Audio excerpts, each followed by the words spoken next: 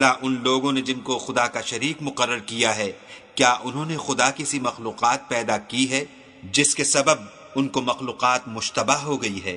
کہہ دو کہ خدا ہی ہر چیز کا پیدا کرنے والا ہے اور وہ یکتا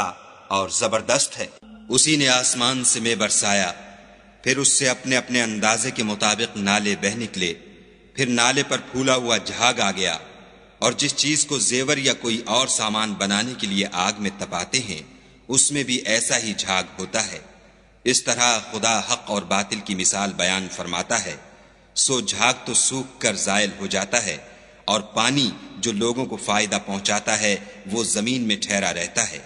اس طرح خدا صحیح اور غلط کی مثالیں بیان فرماتا ہے تاکہ تم سمجھو۔ جن لوگوں نے خدا کے حکم کو قبول کیا ان کی حالت بہت بہتر ہوگی، اور جنہوں نے اس کو قبول نہ کیا اگر روئے زمین کے سب خزانے ان کے اختیار میں ہوں تو وہ سب کے سب اور ان کے ساتھ اتنے ہی اور نجات کے بدلے میں صرف کر ڈالیں، مگر نجات کہاں؟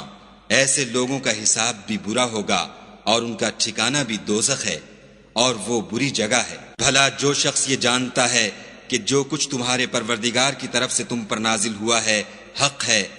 وہ اس شخص کی طرح ہے جو اندھا ہے،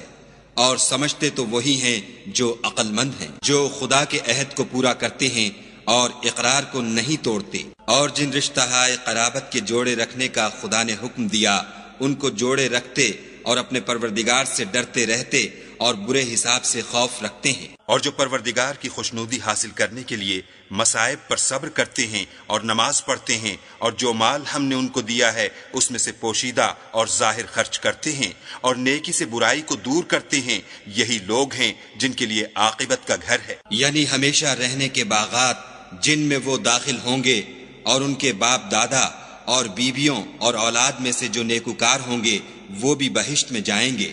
اور فرشتے بہشت کے ہر ایک دروازے سے ان کے پاس آئیں گے اور کہیں گے تم پر رحمت ہو، یہ تمہاری ثابت قدمی کا بدلہ ہے، اور عاقبت کا گھر خوب گھر ہے۔ اور جو لوگ خدا سے عہد واثق کر کے اس کو توڑ ڈالتے اور جن رشتہ ہائے قرابت کے جوڑے رکھنے کا خدا نے حکم دیا ہے ان کو قطع کر دیتے اور ملک میں فساد کرتے ہیں، ایسوں پر لعنت ہے، اور ان کے لیے گھر بھی برا ہے۔ خدا جس کا چاہتا ہے رزق فراخ کر دیتا ہے اور جس کا چاہتا ہے تنگ کر دیتا ہے، اور کافر لوگ دنیا کی زندگی پر خوش ہو رہے ہیں، اور دنیا کی زندگی آخرت کے مقابلے میں بہت تھوڑا فائدہ ہے۔ اور کافر کہتے ہیں کہ اس پیغمبر پر اس کے پروردگار کی طرف سے کوئی نشانی کیوں نازل نہیں ہوئی؟ کہہ دو کہ خدا جسے چاہتا ہے گمراہ کرتا ہے اور